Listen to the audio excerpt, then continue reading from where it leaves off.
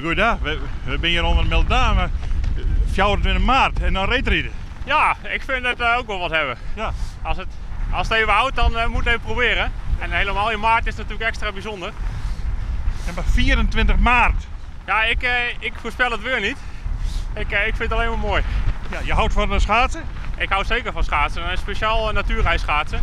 En als het houdt, houdt het. En als het niet houdt, houdt het niet. Nee. En je hebt vanmorgen eerst gevoeld, houdt het?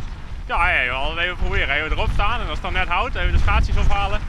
Even een fotootje en dan, het is natuurlijk geen Elfstedentocht, maar toch even leuk om in maart op het ijs te staan. Ja, die heb je ook wel gereden, Elfstedentocht in deze winter? Ja, even niet deze winter. Nee, een deel, een groot deel. Nee, we hebben het niet helemaal gedaan, vorig jaar.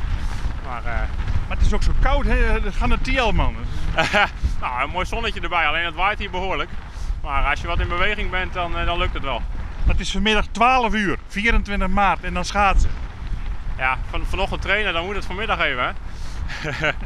Hey, hartstikke goed. Gaan we nog een eindje lopen. Ja, is goed.